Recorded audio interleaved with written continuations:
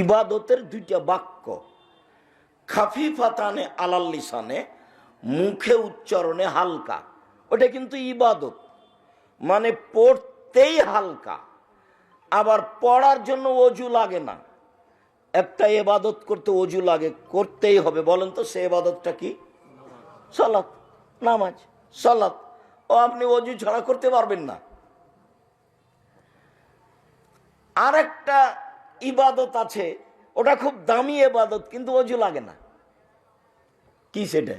হজ। হজ দামি ইবাদত, হজ নয়, দামি ইবাদত। সেম রোজা, সেম। আর আরেকটা ইবাদত আছে, তাতে টাকা খরচ হয়। বলেন তো সেটা কি? সেটা হলো হজ। ইবাদত করতে টাকা লাগে, আজীব ইবাদত। ইবাদত করতে টাকা লাগে।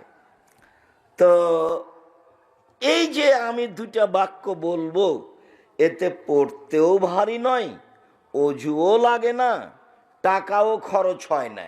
এক।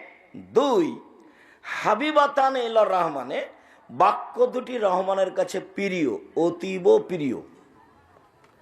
সাকিলাতানে ফিল মিজানে, আর বিচার মাঠে দাঁড়ি পাল্লায় এই বাক্য দুটি ওজনে ভারী।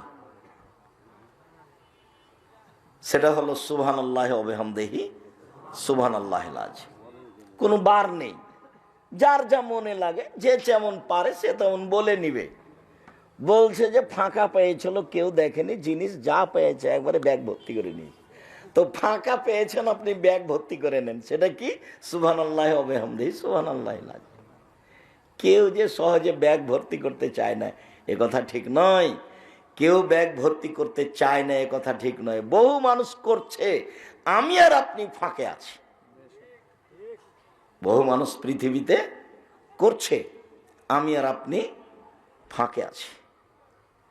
আমি করি নাই, সেই জন্য পৃথিবীতে কেউ করে না, এই হিসাব ভুল। এই কথাটা আবার বলেনি। সেইটা হলো এই যে নেকির পাল্লাই ভারী হিসাবে আর একটা ইবাদত আসবে নেকির পাল্লাতে। সেই ইবাদতটা হলো সুবহানাল্লাহি ওয়া বিহামদিহি সুবহানাল্লাহিল আযীম। এটা ইবাদত, ভারী নেকির ইবাদত। এবার আমরা কোরআন মাজিদ থেকে দেখাই সদাচরণের কথা। আল্লাহ তাআলা বলেন, ইদফা বিল্লাতি হি আহসান ফাইদাল্লাযী বাইনাকা ওয়া বাইনাহু আদাওয়া কান্নাহু ওয়ালিয়ুন হামিম। মুহাম্মদ সাল্লাল্লাহু আলাইহি সাল্লাম মানুষের সাথে চলতে ফিরতে আপনি যখন প্রতি উত্তর দিবেন, তখন আপনারটা তার চেয়ে ভালো হতে হবে। এটা আদেশ। এই ছেলে, যারা দাঁড়িয়ে এইসব মেশিন যন্ত্রপাতি ঠিক করছে, তারা কি সব সময় দাঁড়িয়েই থাকবে? তো তুমি এত চিল্লাচিল্লি করছো কেন? ভদ্রতা কাকে বলে? ধৈর্য কাকে বলে? ধৈর্য কি ঘোড়ার ডিম? আমি আব্দুর রাজ্জাক বিন ইউসুফ, এদেশের শতকরা 95 জন মানুষ মাঝহাবি, মাঝহাব মেনে চলে। যাদের সামনে কথা বলার আমাদের বাস্তবে কোনো সুযোগ নেই, কিন্তু যন্ত্রের সাহায্যে আমরা তাদের ঘরের ভিতরে আছি। যার কারণে পৃথিবীর লাখো কোটি মানুষ আমাদেরকে জানে। পৃথিবীর যে দেশেই যায় না কেন, সৌদি আরব হোক, কাতার হোক, কুয়েত হোক, বাহরাইন হোক, মালয়েশিয়া হোক, মিশর হোক, দুবাই হোক, ওমান হোক, লন্ডন হোক, যখন যে দেশে গেছি, তখন সে দেশে মানুষ মনে হচ্ছে আমাকে, আমার চেয়ে পৃথিবীর তার কাছে প্রিয় ভালো মানুষ কেউ নেই। তো আমার সামনে বসে কোনোদিন বক্তব্য শোনেনি, আমার সামনে আজও কেউ ছবি ধরতে পারে না। এক সময় এগুলো আমার সামনে খাড়ো করে রাখবে, এরকম পরিবেশ ছিল না। যখন আমি বুঝতে পারলাম এর উপকার, তখন আমি বলেছি তোমরা ভালো যন্ত্র নিয়ে সামনে আসো, যার ফল খুব ভালো বুঝতে পারা যায়। ওমান গেছি, তো সন্দীপের এক ছেলে, তার নাম হাবিব, ও বলছে যে আপনি আসবেন বলে আমার গাড়িতে 4 দিনের জন্য আপনার নামে অক্ষ করেছি। 4 দিন এই গাড়িতে কোনো ইনকাম করব না। আমার গাড়িটা 4 বছর হলো শোরুম থেকে বের করা। এখন কেউ যদি গাড়িতে উঠে যদি না বলে যে আজকেই শোরুম থেকে গাড়ি বের করেছো না কি, এই কথা যদি না বলে, আমি হাবিব গাড়ি চালাবো না। তার মানে গাড়ির যত্ন, তার মানে ও কি করে, গাড়ির যত্ন নেই, ঝকঝকে আছে। তা আমি আমাদের ড্রাইভারগুলোকে বলি, গাড়িতে উঠলেই বলি, ভ্যানে উঠলেও বলি, অটোতে উঠলে বলি, জামিয়া সালাফে অনেক ভ্যান, অটো, গাড়ি, 4-5 জন ড্রাইভার। ভাইয়ের কথাতে একটা মনে পড়ছিল কথা, জামিয়া সালাফে এবছরের সম্মেলনে খরচ হয়েছে 17 লাখ টাকা, 17 লক্ষ। ওই টাকা দিয়ে একটা বিল্ডিং, একটা প্রতিষ্ঠানের বিল্ডিং হয়ে যাবে। এদেশের সবচেয়ে বড় প্রতিষ্ঠান জামিয়া সালাফিয়া, সবচেয়ে বেশি সংখ্যায় প্রতিষ্ঠান জামিয়া সালাফিয়া। শিক্ষা মানে, শিক্ষক সংখ্যায়, শিক্ষক গুণে, প্রতিষ্ঠানের আয়াতনে জামিয়া সালাফিয়া সবচেয়ে বড় প্রতিষ্ঠান। জামিয়া সালাফিয়া রূপগঞ্জ, নারায়ণগঞ্জ, ঢাকা প্রায় 100 বিঘা জমির উপরে। জামিয়া সালাফিয়া ডাঙ্গিপাড়া পাওয়ার আছে প্রায় 40 বিঘা জমির উপরে। জামিয়া সালাফিয়া যেটা মহিলা শাখা হতে যাচ্ছে রাজশাহীতে, সেটা প্রায় 60 বিঘা জমির উপরে, যার 40 বিঘা পুকুর। যেটা জামিয়া সালাফিয়া দিনাজপুর, সেটা 20 বিঘা জমির উপরে। আরো যেটা ময়মনসিংহে কিনা হয়েছে, যেটা আপনার ফেনীতে, যেটা যশোরে, যেটা কুষ্টিয়ায়, কাছাকাছি সব 19-20।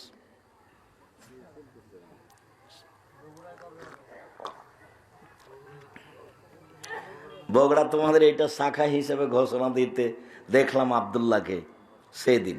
এখন এটার পরিধি কি হয় কি না হয়, কতদূর কি হয়, সিলেবাস পরিবর্তন হবে, জামিয়া সালাফের সাথে কতদূর সম্পর্ক, সময়ের গতিতে ধীরে ধীরে জানা যাবে ইনশাআল্লাহ।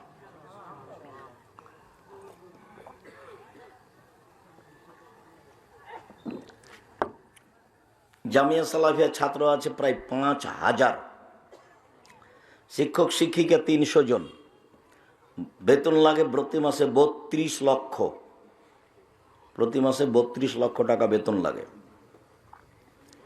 শিক্ষক আছেন ইন্ডিয়ার, শিক্ষক আছেন মদিনা বিশ্ববিদ্যালয়ের, আরও বিভিন্ন পৃথিবীর বিভিন্ন দেশ থেকে সময়ের গতিতে শিক্ষক আসবেন ইনশাআল্লাহ। সম্মানিত দিনী ভাই বোন, বলছিলাম আল্লাহ আমাদের নবীকে আদেশ করছেন, ইদফা বিল্লাতি হে এহসান। আপনি যখন মানুষের সাথে কথা বলবেন, মানুষ যা আপনার সাথে বলছে, আপনারটা যেন তার চেয়ে সুন্দর, উত্তম, ভালো হয়। সে যাই বলুক, সে যদি গালি দেয়, তো আপনারটা পাল্টা গালি তার মতো হবে না, তার চেয়ে ভালো হতে হবে। তার মতো হলে হবে না, তার চেয়ে খারাপের তো কোনো প্রশ্নই আসে না। তাহলে তো সদাচরণ কেটে গেছে। মন্দ কথা সেটা কি সদাচরণ?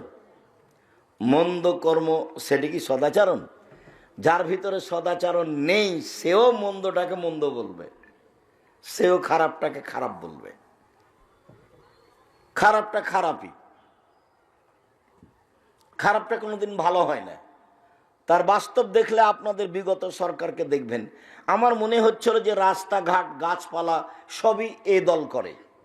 কিন্তু যেদিন চলে গেল 45 মিনিট সময়, সেদিন আমি দেখলাম কিরি, আমি তো যা মনে করছিলাম তা তো নয়।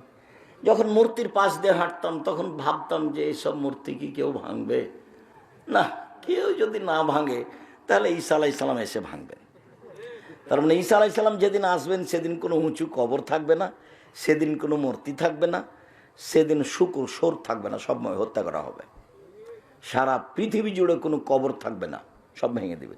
সেদিন শাহজালালের কবর সিলেটের এমনি ভেঙে দেবে মানুষ। সেদিন কেউ রক্ষা করার থাকবে না, তার আগে কেউ ভেঙে দিতে পারে। এই ছেলেটা বলছে তার আগেই ভাঙবে, হতেই পারে, স্বাভাবিক, হওয়াই স্বাভাবিক। ও তো আল্লাহর নবীর আদেশ, ও তো আল্লাহর নবীর আদেশ, ভাঙতেই হবে, এটা আল্লাহ রাসূলের আদেশ। ওটা এক সময়ে মানুষ বাস্তবায়ন করবে, সময়ের গতিতে করবে। বলছিলাম মহান আল্লাহ বলেন আমাদের নবীকে, জাদেল হুম বিল্লাতি হে আহসান। মুহাম্মদ সাল্লাল্লাহু আলাইহি সাল্লাম, আপনি যখন মানুষের সাথে তর্কে বিতর্কে লিপ্ত হবেন, তখন আপনার কথা যেন ওর চেয়ে উত্তম হয়, সুন্দর হয়। জাদেলহুম বিল্লাতি হিয়া আহসান, আপনি মানুষের সাথে মুখামুখি কথা বলুন, কিন্তু আপনার কথা হবে তাদের চেয়ে অতীব উত্তম সদাচরণ। আল্লাহ তাআলা বলেন, ফাবিমা রাহমাতিম মিনাল্লাহ লিনতা লাহুম, মুহাম্মদ সাল্লাল্লাহু আলাইহি সাল্লাম, আল্লাহর পক্ষ থেকে বড় দয়া যে আপনি নরম স্বভাবের মানুষ হয়েছেন। নরম স্বভাব।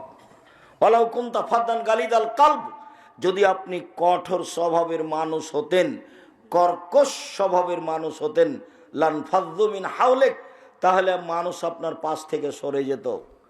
পিটিয়ে সেবা নেওয়া যায় অল্প কয়েকদিন, আদর দিয়ে ভালোবাসা দিয়ে সেবা নেওয়া যায় স্থায়ী। যদি আপনার ভাষা কর্কশ কঠোর হতো, আচরণ ভালো না হতো, মানুষ আপনার পাশ থেকে সরে যেত। শুনুন, জরুরি কয়েকটা কথা আপনাকে বলি। এক, ফাফু আনহুম, মানুষের সাথে চলতে গিয়ে মানুষ যে আপনার সাথে অন্যায় করেছে সেটা আপনি ক্ষমা করে দেন। মানুষকে ক্ষমা করতে শিখুন। আল্লাহ বলছেন কাকে? আমাদের নবী মুহাম্মদ সাল্লাল্লাহু আলাইহি ওয়াসাল্লাম। আমরা পরে আছি। শুনুন, মানুষের সাথে চলতে গিয়ে মানুষ যে আপনার সাথে অন্যায় আচরণ করেছেন সেটা আপনি ক্ষমা করুন। আদেশ, আল্লাহ আদেশ করছেন। বিচার নেওয়া পরে, ধ্বংস কামনা করা পরে, তারপরে বলছেন ওয়াস্তাগফির লাহুম, মানুষ যে আপনাকে গালি দিয়ে, অকথ্য ভাষায় গালি দিয়ে, দেশ থেকে তাড়িয়ে দিয়ে পাপ করেছে, এর জন্য আপনি আল্লাহকে বলুন, আল্লাহ ওরা আমাকে গালি দিয়ে পাপ করেছে, তুমি তাদের পাপ ক্ষমা করে দাও। সদাচরণ কি জিনিস? সদাচরণ কি? আপনি অটোতে বসে আছেন, আমি উঠছি, তো উঠতেই লোকটা টান দিয়েছে, তো আমি ধাক্কা খেয়েছি, তখন আমার ব্যাগটা আপনার মুখের উপরে গিয়ে পড়েছে। তখন আপনি বলছেন, হ্যাঁ আপনার কপালে চোখ নাই। এটা একটা আচরণ। আর আপনি বলছেন আচ্ছা আচ্ছা যাক, মনে আমি এটা ভারী মনে, বসেন বসেন, যাক হয়েছে, এটা কিছু সমস্যা নেই, সমস্যা, বসেন বসেন বসেন, কোনো সমস্যা নেই, বসেন। এটা একটা আচরণ। আর ওটা একটা আচরণ। কপালে চোখ নাই, দেখেন না, একটু ঢং করে উঠতে পারেন না, ওটা একটা আচরণ, এটা একটা আচরণ। কোনটা সদাচরণ? ক্ষমতা দেখিয়ে দুদিন বেঁচে লাভ নাই, ফেরাউন চলে গেছে। ক্ষমতা দেখিয়ে মানুষের প্রতি জেল জুলুম অত্যাচার করে মানুষকে আয়না ঘরে রেখে কোনো লাভ নাই, একদিন চলে যেতেই হবে, আজ হোক আর কাল। মানে সময় আসলে রক্ষা হবে না।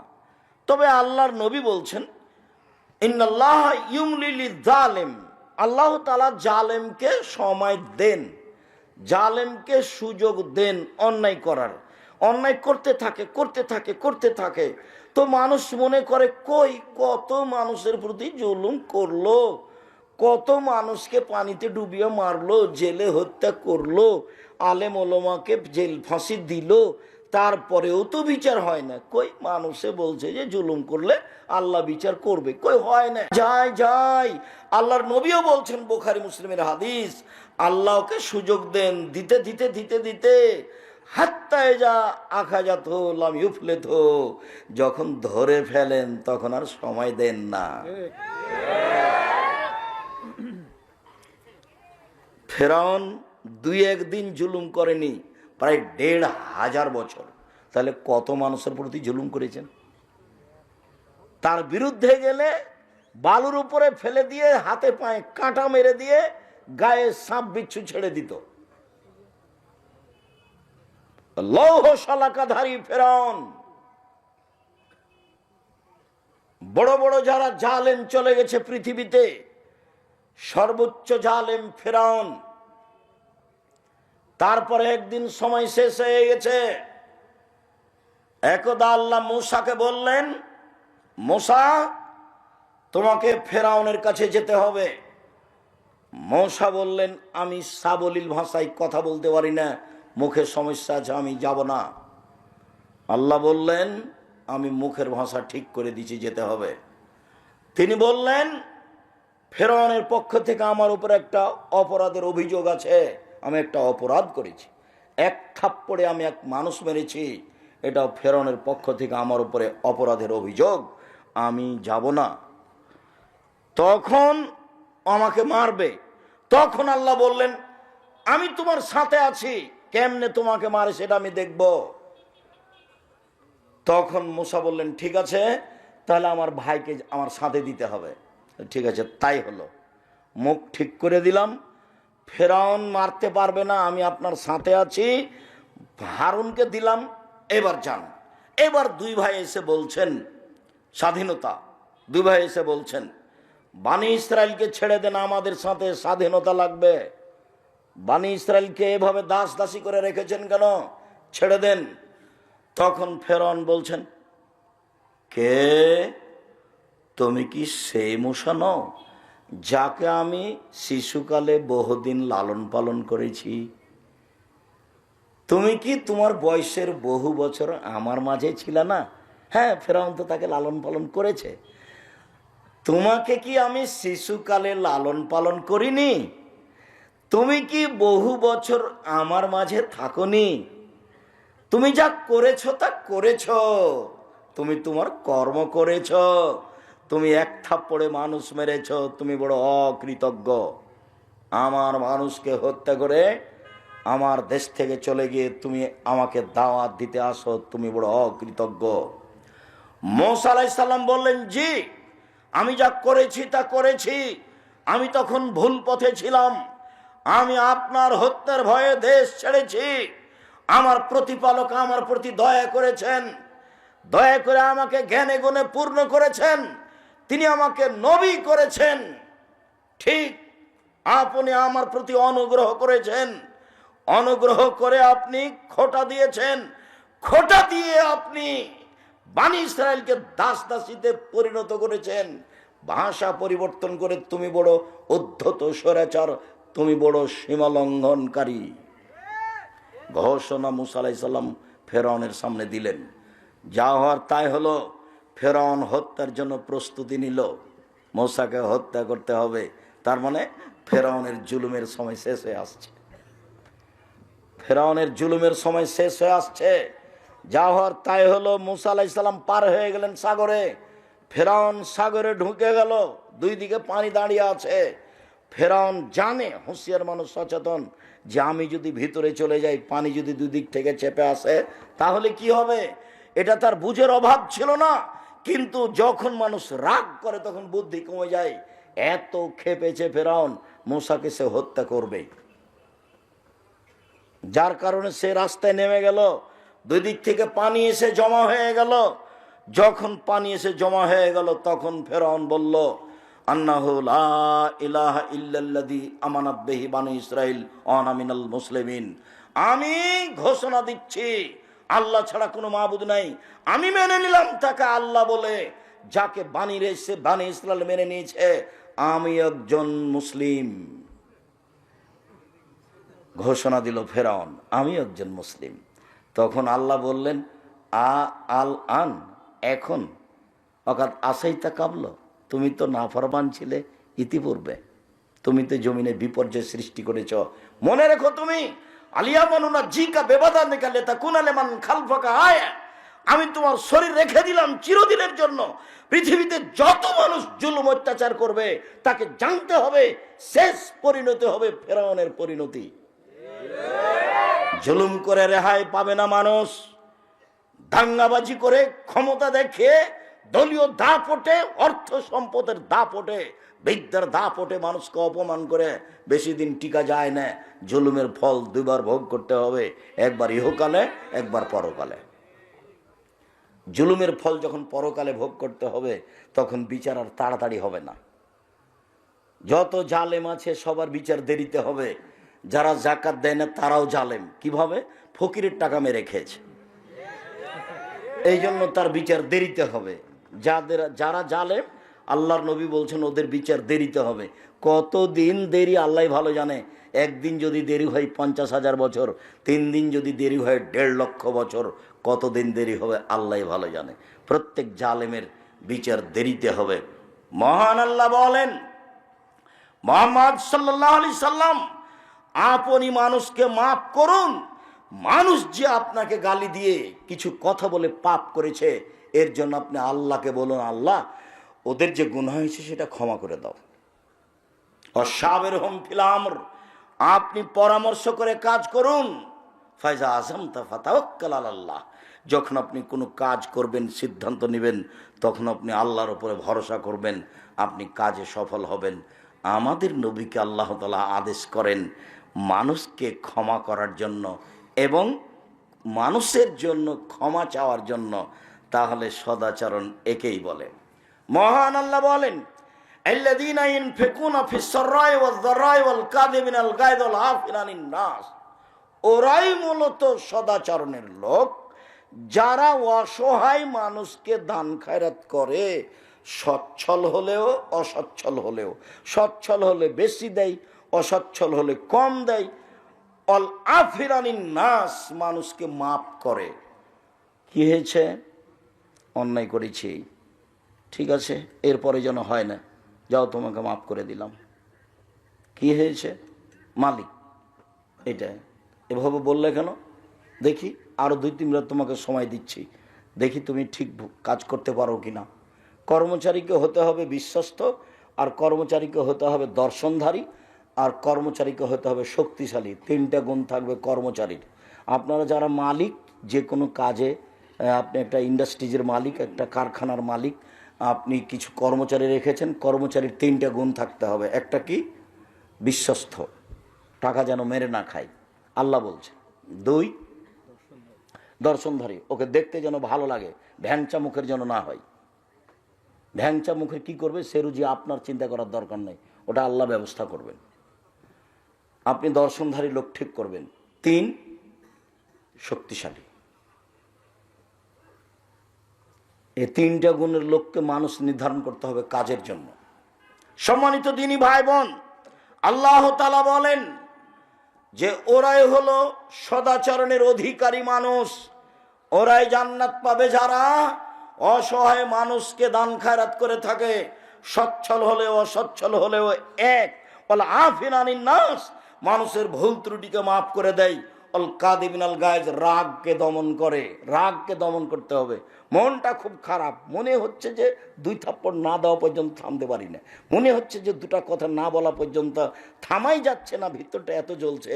তাহলে আপনি কি বস্তির মহিলা? বস্তির মহিলা ঝগড়া লাগলে যত খারাপ কথা বলতে পারে তত খুশি হয়, আর যখন ঝগড়া বন্ধ হয়ে যায় তখন বলছে বলেছি, যে মনটা ঠান্ডা করে বলেছি কথা। তো আপনি কি বস্তির মহিলার মতো যে আপনার চরিত্র কেন এত আপনি খেপে যাচ্ছেন কেন? 2টা বলে নিলে আপনার কি হবে? বলিয়েন না তো, বলেননি তখন কি হয়েছে? আমি তো দেখি ফেসবুকে, ইউটিউবে মানুষ আমাকে বলে যে আপনাকে যে এত মানুষ ধুয়ে ছেড়ে দেয়, তা আপনি কিছু বলেন না কেন? তা আমি ওর নামই তো নি না, তা আমি বলবো কি? আমি এতটুকু বলি যে ওর যদি কথা বন্ধ হয়ে যায় তখন আবার রিং দিয়ে বলি, ভাইজান আপনার কি টাকা শেষ হয়ে গেছে? আর কোনো গালি ছিল কি? আর কোনো গালি থাকলে আবার আমি রিং দিলাম, ওটা আপনি শেষ করে নেন। ও কত বলল সেটার আমার উত্তর দেওয়ার দরকার নেই। ওর পাতা আমি কোনোদিন পড়িনি, পড়বও না। মাযহাবের পাতা আমি কোনোদিন পড়িনি, পড়বও না। ওই নিয়ে আমি চিন্তা ভাবনা করি না কোনোদিন। কোনোদিন মানুষের একটা বক্তব্য শুনেছি, সেই হিসাবে বক্তব্য দিতে শিখেছি, এটা আমার মনে পড়ে না। কামারপাড়া এসেছি বক্তব্য দিতে, কেন? তো মৌলানা আব্দুর রব খুলনা আসেননি, সেই জন্য। বীরকুষ্টিয়া মাদ্রাসায় এসেছি বক্তব্য দিতে, মাদ্রাসার সূচনা শুরু হবে, সেই জন্য প্রথম ইটটা আমার হাতের দেওয়া। কে যদি অস্বীকার করে থাকলে সে ধোঁকাবাজ, অস্বীকার করেছে, মিথ্যুক। প্রথম ইটটা আমার হাতের দেওয়া। তারপরে যিনি দিয়েছেন ছিলেন শেহাবুদ্দিন সন্নি, গোবিন্দগঞ্জ গায়েবান্ধা, মারা গেছে। বলছিলাম সদাচরণ কি জিনিস আল্লাহ তাআলা বলেন। এবার চলেন হাদিসে কয়েকটা বলি। মোজাইনা কাবিলার একজন বলছেন, আল্লাহর নবী, মা খায়রো মা উতিল ইনসানো, আল্লাহ তাআলা মানুষকে অনেক নিয়ামত দিয়েছেন, জমি জায়গা, টাকা পয়সা, বাড়ি ঘর, স্ত্রী, আল পরিবার, সব কিছু দিয়েছে, অনেক নিয়ামত দিয়েছে। আল্লাহর নবী, সব সবচেয়ে যেটা ভালো নিয়ামত সেটা কোনটা একটু বলেন তো আল্লাহ নবী, এটা জিজ্ঞাসা। সবচেয়ে উত্তম ভালো কোনটা? তখন আল্লাহ রসুল উত্তরে বললেন, আল খলকুল হাসান, ভালো আচরণ হলো সবচেয়ে উত্তম নিয়ামত। যার মুখ খারাপ তার কাছে ভালো আচরণ উত্তম নিয়ামত নেই। যে গালি দেয় বউকে জনগণকে তার কাছে উত্তম নিয়ামত নেই। যে কথায় কথায় খেপে উঠে তার কাছে আল্লাহর পক্ষ থেকে উত্তম নিয়ামত নেই। এই ছেলে, মানুষকে অর্থ সম্পদ জমি জায়গা গাড়ি বাড়ি দিয়েছে, তার মধ্যে সবচেয়ে উত্তম কোনটা দিয়েছে বলো তো দেখি? সদাচরণ। সদাচরণ কি জিনিস গো?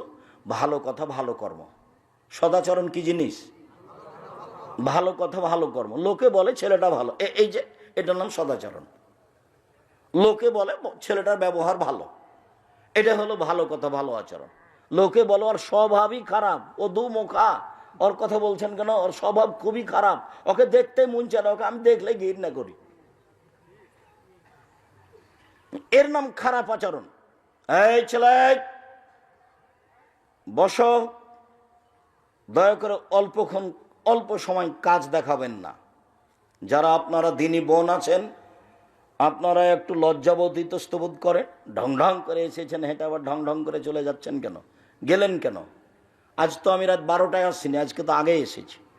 আপনি আজকে বাড়ি চলে গেলেন কোন শরমে? আমি আপনার জন্য এসেছি। সারা বগুড়া জেলার যদি আমি প্রোগ্রাম নিই তো কয়েকশো হবে। তো মানুষের বছর বছর পার হয়ে যায়, একদিন আসতে পারি না, তো আপনাদের সুবাদে আসি। আমি আপনার জন্য এসেছি, আপনি চলে যাচ্ছেন মানে? চলে গেলেন কেন? আপনি সংসারের কি বুঝেন? সংসার কিভাবে করতে হয় সেটা আপনি কি জানেন? আপনার বাপ আপনার বিবাহ দিয়েছে, আপনি স্বামীর কাছে গেছেন, সেই জন্য আপনার বাচ্চা হয়ে গেছে, আপনি মা। মা কাকে বলে আপনার কি জানা আছে? দিন রাত আমি বলেছি, সেই জন্য আপনি মা কাকে বলে বলতে পারেন? আপনার বাড়িতে যদি আমি এখনই ঢুকি, তাহলে আপনার নাতি নাতনির অথবা আপনার ছেলের একটা পায়খানা করা পট আছে, সেটা হলো ঘোড়া। তা আমাদের বাড়িতে তো এই পটটা 3 মিনিটও থাকবে না। হয় পট ফিরিয়ে দিব, না হয় মাথা কেটে দেব। পট অবস্থায় আমাদের বাড়িতে থাকতে পারে না, অসম্ভব। আপনার বাড়িতে আছে, আপনি একজন হস্তিনী মহিলা, মাস্টার ডিগ্রি পাস, আপনার স্বামী বলে। আমি আব্দুর রাজাক বৈশাখ জিন্দেগিতে আপনাকে আমি মাস্টার ডিগ্রি পাস বলিনি। আপনি একটা রাস্তাঘাটের নিম্ন শ্রেণীর মহিলা, যারা বস্তিতে বসবাস করে, যারা নগ্ন হয়ে চলে, অকথ্য ভাষায় গালি দেয় মানুষকে, জেনার শব্দ উল্লেখ করে গালি দেয়, আপনাকে আমি নিম্ন শ্রেণীর মানুষ মনে করি। কে বলেছে আপনি হেডমাস্টার? আপনার শোকে যে কাঁকড়া আছে, আপনি শিক্ষিত মানুষ মহিলা, কে বলেছে আপনাকে? আমি তো বলিনি কোনোদিন। আপনি বগুড়া বাজার থেকে একটা নিয়ে এসেছেন, তরকারির একটা বাটি কিনে নিয়ে এসেছেন, ছিল কাতল মাছ। আমি তো সেটা কিনবো না। আপনি একটা আয়না কিনে নিয়ে এসেছেন সাত করে, সেটা হলো রুই মাছ। সেটা কি করে হতে পারে? আপনি একজন শিক্ষিত মহিলা, এটা কিভাবে হতে পারে? শিষ্টাচার কাকে বলে? শিষ্টাচার কি জিনিস? আপনার ছেলে মেয়ে নাতি নাতিন সবাই পুতুল নিয়ে খেলায়, প্লাস্টিকের পুতুল হোক, আরো কিছু হোক, লোহা লক্কর স্বর্ণের হোক না কেন, আপনি কি দিয়ে নিজেকে শিক্ষিতা মনে করেন? আমি যে হাদিসটি দিন রাত আপনাকে শোনাই, সে হাদিস তো আমি নিজের কথা কোনোদিন বলিনি। সে হাদিস তো বুখারী মুসলিমের হাদিস। জাবের রাদিয়াল্লাহু তাআলা বলেন, আমরা আল্লাহ রাসূলের সাথে যুদ্ধ করে আসছিলাম, বাড়িতে ঢুকবো মদিনায়। আল্লাহ রাসূল বললেন, সবাই তোমরা থামো। থেমে গেলাম। আমি বললাম, আল্লাহর নবী, আমি নতুন বিবাহ করেছি, আমাকে বাড়ি যেতে অনুমতি দেন। আল্লাহ নবী বললেন, ও তুমি নতুন বিবাহ করেছো? কুমারী মেয়ে বিবাহ করেছো, যার কোনোদিন বিবাহ হয়নি, এরকম মেয়ে বিবাহ করেছো, না তালাক প্রাপ্ত মেয়ে বিবাহ করেছো? তো জাবের বললেন, আল্লাহ নবী, আমি তালাক প্রাপ্ত মেয়ে বিবাহ করেছি। তখন আল্লাহ রসুল বললেন, হাল্লা বিক্রান্তলায় বত্তলায় বোকা, তুমি কুমারী মেয়ে কেন বিবাহ করলে না? তুমি তার সাথে খেলতে, ও তোমার সাথে খেলতো। তুমি কুমারী মেয়ে কেন বিবাহ করলে না? তুমি তার সাথে খেলতে, ও তোমার সাথে খেলতো। আল্লাহ রসুল যে কথা বললেন, জাবের রাদিয়াল্লাহু তাআলা সে কথার উত্তর না দিয়ে তিনি বলছেন, আল্লাহর নবী, আমার আব্বা উহুদের যুদ্ধে শহীদ হয়েছেন 9 জন মেয়ে রেখে, আমার 9 জন বোন আছে। আল্লাহর নবী, উহুদের যুদ্ধে আমার বাপ শহীদ হয়েছেন 9 জন মেয়ে রেখে, আমার 9 জন বোন আছে। আক্রাহুয়ান আতাজাওয়াজা মিসলাহুন্না, ওদের মতো কম বয়সের বুদ্ধি কম মেয়েকে আমি বিবাহ করা পছন্দ করিনি। বেশি বয়সের মেয়ে বিবাহ করেছি 4টা কারণে। এক, লে তুয়াল্লে মাহুন না, আমার স্ত্রী যেন আমার বোনদেরকে বিদ্যা শিখাতে পারে। 2, অলে তুয়াদ্দে বাহুন না, আমার স্ত্রী যেন আমার বোনদেরকে শিষ্টাচার শিখাতে পারে। আপনার মেয়েটার নখ বড় আছে, এটা ভালো শিষ্টাচার? তা আপনি নাকি মা, আমি তো বলেছি এই মেয়েটাকে, এই তুমি তোমার মাকে খালা বলে ডাকে, নাহলে সৎমা বলিও। ও সৎমা, আপনি কেমন আছেন? নইলে তুমি যদি ওটা যদি তোমার নিজ মা হয় তো তোমার নখটা বড় থাকে কি করে? নবীগণের বৈশিষ্ট্য 10টি, নবীগণের স্বভাব 10টি, নবীগণের খাসলাত 10টি, নবীগণের বৈশিষ্ট্য 10টি, নবীগণের স্বভাব 10টি। সব নবী এই 10টি স্বভাবে রূপান্তরিত ছিলেন। এক, দাড়ি বড় করতে হবে। চেঁচে ফেলা নারীদের সাদৃশ্য, চেঁচে ফেললে অভিশাপ হয়, চেঁচে ফেললে চোখের পাওয়ার কমে যায়, চেঁচে ফেললে স্ত্রী মিলন ক্ষমতা চলে যায়। 2, কাসু সারেব, মোচ কেটে ফেলতে হবে, চেঁচে ফেলা যাবে না, মোচ থাকবে, এটা পুরুষের পরিচয়। 3, কাসুল আজফারে, নখগুলি কেটে ফেলতে হবে। পুরুষ নারী একই হুকুম, নখ কেটে ফেলতে হবে। শিষ্টাচার, বৈশিষ্ট্য, খাসলত, অভ্যাস, নীতি, সব নবীর এরুমি নীতি। না ফুলে বেতে বগলের লুম উঠে ফেলতে হবে, ব্লেড ব্যবহার করা হবে না। নারী পুরুষ একই হুকুম। হালাকুলানাতে নিচের লুম পরিষ্কার করতে হবে, ঊর্ধ্বে টাইম 40 দিন, পুরুষ নারী একই হুকুম। পেশাব পায়খানার পরে পানি দিয়ে পবিত্রতা অর্জন করতে হবে। পানি দিয়ে পবিত্রতা অর্জন করে যারা, আল্লাহ তাদের প্রশংসা করেছেন। তবে ঢেল নিয়ে 40 কদম হাঁটতে হবে, পায়ের উপরে পা উঠাতে হবে, খক খক করে কাশতে হবে, এটা হলো নোংরামি।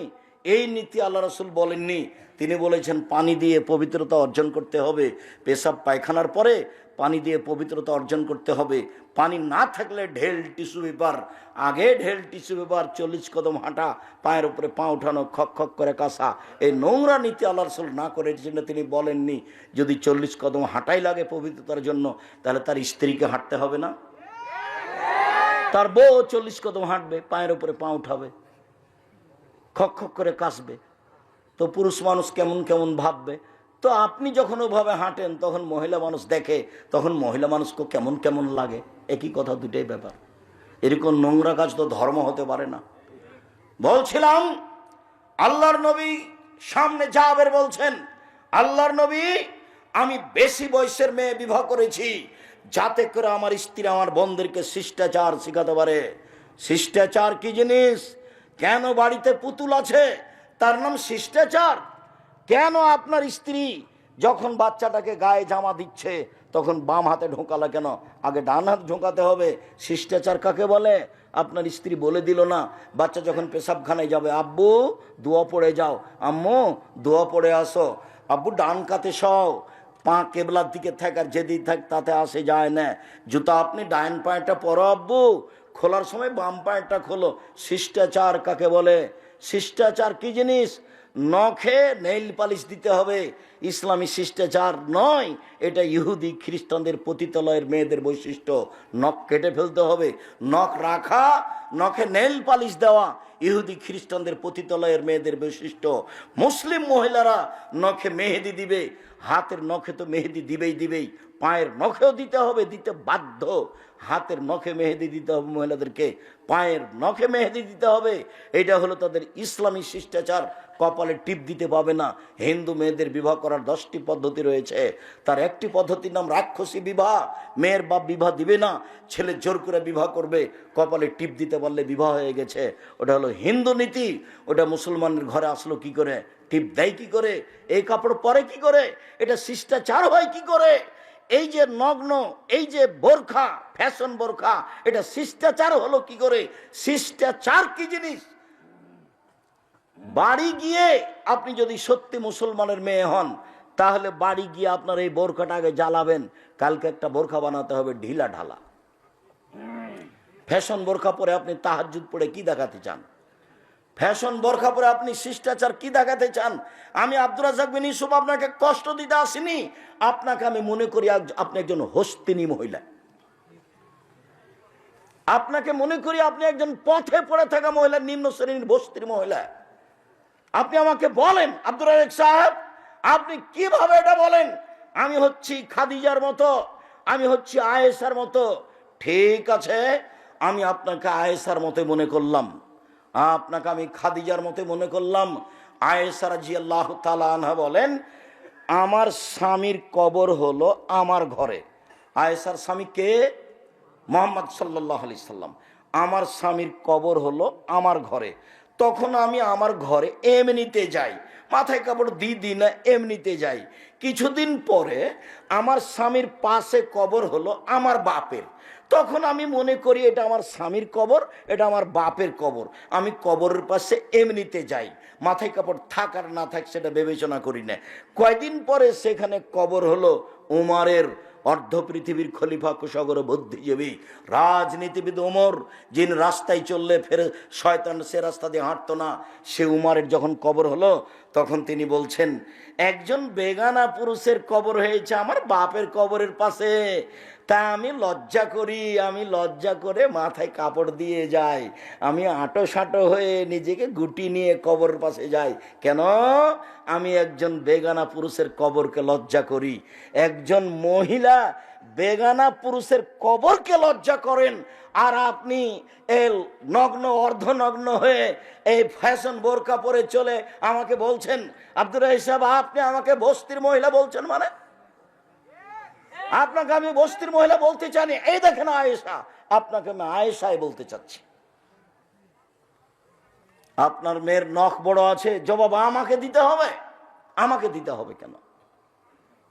আপনার ছেলের প্যান্টটা টাকানোর নিচে আছে, জবাব আমাকে দিতে হবে। আমাকে দিতে হবে কেন? এই জবাব আমি দিব কেন? দুজন মিলে দিবেন। আমি বয়সের মেয়ে, দল ঢুকবে, কাপড় নিয়ে একটু খালি বলে দেন, বলে দেন যে আপনার দাম দিন। আল্লাহ রাসূল, আমি বয়সের মেয়ে বিবাহ করেছি, বলে তুরাজ্জালাহুন্না, আমার স্ত্রী যেন আমার বোনদের মাথার চুল চিরুনি করে সাজগোজ করে পরিপাটি করে রাখে। মেয়ের চুল ভাবে রেখেছেন কেন? সামনের দিক কেটে। মেয়ে বড় হয়ে গেছে, ওভাবে পিছনে চুল কেটেছেন কেন? জন্মের সপ্তম দিন শুধু মেয়েদের মাথা নেড়ে করা যাবে, আর কোনোদিন মেয়েদের চুল কাটা যাবে না। জরুরি দুর্ঘটনা সেটা ভিন্ন কথা। তো রোজ মেয়েদের চুল সাজগোজ করেন, এটা কি? আল্লাহর নবী, আমি বেশি বয়সের মেয়ে বিবাহ করেছি যাতে করে আমার বোনদের চুল চিরুনি করে সাজগোজ করে পরিপাটি করে রাখতে পারে। চার, বলে তাকুমা আলাইহিন্না, আমার স্ত্রী যেন আমার বোনদেরকে পাহারা দিতে পারে। এই কোথায় গেছিলা? এই মাথায় কাপড় দিয়ে বাইরে যাও, এই রাস্তার এক পাশ দিয়ে হাঁটো, এই তোমার আব্বুকে সালাম দাও, এই তোমার আব্বুর কাপড়টা ঠিক করে নাও, এই তোমার আব্বুর বিছানাটা ঠিক করেছো। সব সময় মা পাহারা দিবে কাকে? মেয়েকে, ছেলেকে। পাহারাদার। আমি বলিনি এ কথা, আল্লাহ রাসূল বলছেন মা হলেন পাহারাদার। আপনি ছেলে মেয়ের কি করেন? আপনার ছেলে মেয়েকে আমার সামনে দাঁড় করান, দেখি আপনি কেমন শিক্ষিতা মহিলা, আপনাকে আমি দেখে ছেড়ে দিই। আপনাকে তো আমি দুর্বল ভাষায় কিছু বলতে চাই না, আপনাকে আমি বস্তির মহিলা মনে করব কেন? আপনাকে তো আমি খাদিজার মতো সম্মান দিতে চাচ্ছি। এক মিনিট দেখবেন খাদিজাকে, এক মিনিট দেখবেন। এ দেখেন জিবরাইল আলাইহিস সালাম আল্লাহর নবীর কাছে এসে বলছেন, মুহাম্মদ, ওই যে খাদিজা আসছেন, তার হাতে একটা বাটি আছে, বাটিতে তরকারি আছে। ফাকরা আলাইহা সালাম মিন্নি আমিন রব্বেহা। ও আসলে আপনি বলবেন, খাদিজা তোমাকে আল্লাহ সালাম দিয়েছেন, তোমাকে জিবরাইল সালাম দিয়েছেন। ও বাসরাবে বাইতিন বেকাসবিন লা সাখাবা লা নাসাবা, আপনি তাকে একটা খুব উন্নত মানের পদার্থ দ্বারা তৈরি জাকজমকপূর্ণ প্রাসাদের সংবাদ দেন, যেই প্রাসাদে থাকবে না কোনো অশান্তি, থাকবে না কোনো হইচই। জিবরাইল বলছেন আমাদের নবীকে। কার ব্যাপারে? খাদিজার ব্যাপারে। এক মিনিট দেখবেন। এ দেখেন সারা, সারাকে দেখেন এক মিনিট। এ দেখেন সারা, সারার গায়ে যখন হাত দিতে গেল, স্বৈরাচারী শাসক দাঁড়িয়ে হাত বাড়িয়েছে সারার গায়ে হাত লাগাবে, সারা বলছেন থামেন, আগে অজু হবে, 2 রাকাত সালাত হবে, তারপরে কোনো কথা। সারা অজু করলেন, 2 রাকাত সালাত আদায় করলেন, তারপরে বলছেন আল্লাহুম্মা ইন কুনতা তাআলাম আমানতু বিকা ওয়া রাসূলিকা, হে আল্লাহ তুমি যদি জেনে থাকো আমি তোমাকে বিশ্বাস করি, তোমার নবী ইব্রাহিমকে নবী বলে বিশ্বাস করি, অহাসান্তু ফারজি লিল্লাহ জাওজি, জিন্দেগিতে আমার লজ্জা স্থান আমার স্বামী ছাড়া কাউকে ব্যবহার করতে দিনি। এই 3টা কথা যদি ঠিক হয়ে থাকে, হলা তুসাল্লাহ তালাল কাফেরা, কোনো কাফের যেন আমার গায়ে হাত লাগাতে না পারে। কথা শেষই হয়নি, কাফের অজ্ঞান হয়ে পড়ে গেছে। হাদিস বুখারী মুসলিম। নির্জনে আমি বলছি, আমি তোমাকে মেনে নিয়েছি, তুমি আল্লাহ। আমি বলি না ইব্রাহিম আমার স্বামী, এ কথা আমি বলছি না। আমি বলছি ইব্রাহিম নবী। আমি তাকে কিভাবে মেনে নিয়েছি? নবী বলে মেনে নিয়েছি। এটা হলো আমার 2 নম্বর কথা। 3 নম্বর কথা, জিন্দেগিতে আমি জেনা করিনি। এই কথা 3টা যদি সত্য হয়ে থাকে, তো এই নির্জনে কাফের যেন আমার গায়ে হাত লাগাতে না পারে। এর নাম সারা। আপনাকে আমি এভাবে সম্মান করতে চাচ্ছি। আমি আপনাকে দুর্বল ভাষায় দেখতে চাইনি। আমি আপনার জন্য দুর্বল ভাষা ব্যবহার করতে চাইনি। ঢং ঢং করে গেলেন, ঢং ঢং করে আসলেন, গল্প জমাচ্ছেন সব সময়। আপনার স্বভাবই তো ভালো নয়। আপনাকে আমি কি দিয়ে সম্মান করতে পারি? আমি আপনাকে শতদিন বলেছি, আরেকজন মহিলা যদি আমার গায়ের উপর দিয়ে চড়ে চলে যায়, আপনি মুখ খুলবেন না। গেছে গেছে, এত ভিড়, এত হুড়াহুড়ি যে আরেকজন মহিলা আপনার গায়ের উপরে পা দিয়ে চলে গেছে, আপনি মুখ খুলবেন না, বাঁকা চোখে দেখবেন না। গেছে গেছে। সদাচরণ কাকে বলে? শিষ্টাচার কাকে বলে? উপস্থিত বৈঠকের দিনই মুসলিম ভাই বোন, দাঁত নেওয়া শিখবেন না। দাঁত শব্দ বুঝেন না? দাঁত তুলে নেবো বলে না মানুষে? দাঁত নেওয়া শিখবেন, প্রতিশোধ নেওয়া শিখবেন না। প্রতিশোধ নেই, প্রতিশোধ গেছে, প্রতিশোধ বিদায় করে দিয়েছি। প্রতিশোধ নিয়ে 5 মিনিট বেঁচে থাকতে রাজি নেই। সব ক্ষমার পাল্লাই যাবে। ফল ভালো হবে ইনশাল্লাহ, ফল ভালো হবেই। একদিন ঢাকা ডোমেস্টিক বিমানবন্দরে একজন আমাকে বলছে, এবারে এসে সালাম দিই বলছে খুব জোরে, অত শক্ত করে কথা বলেন কেন? নরম করে কথা বললে হয় না? এভাবে বলছে। তা বলছি যে শক্ত করে না বললে হয় না, এই জন্যই বলি। আবার বলছে না, নরম করে বললে হবে। অত শক্ত করে বলেন কেন? নরম করে বলেন না কেন? নরম করলে বললে হবে। আবার আমি বলছি নরম করে বললে হবে না, এই জন্যই শক্ত করে বলি। আবার খুব চিৎকার করে বলছে। তখন আমি বললাম, আল্লাহর নবী খুব শক্ত করে বলতে বলেছেন, সেজন্যই শক্ত করে বলি। এখন বিমানবন্দর জরিপ করা হোক, যে কয়েকজন লোক বিমানবন্দরে আছে, এই জরিপে যদি আমার কথা বেশি মেনে চলে অন্য বক্তাদের চেয়ে, এইটা যদি না হয়, মানে আমার কথা বেশি মেনে চলে, আলহামদুলিল্লাহ। এটা যদি না হয় জরিপে, আমি আর কোনোদিন বক্তব্য দেব না। তখন চট করে বলছে, হেসে বলছে, মনে কিছু নিয়েন না, আমার সাধ ছিল আপনার মতো করে আপনার সামনে একটু কথা বলবো, সেই জন্য। আসলেই আমার বক্তব্য, আপনার বক্তব্য আমাকে পরিবর্তন করেছে। আমার একটু সাধটা ছিল আপনার সামনে এভাবে বলবো, সেই জন্য বলেছি, আমাকে মাফ করবেন। আমার একটা বলার সাধ ছিল আপনার সামনে। ভালো, জাযাকাল্লাহ খায়ের, তুমি বলেছ। যখন আমি যে জেলাতে যাই তখনই কিছু মানুষ মাপ চাই, তো আমি বলি ঠিক আছে, মাফ করলাম। সে কি বলেছে সেটা আমার দেখার বিষয় নয়। আমি আমার জীবন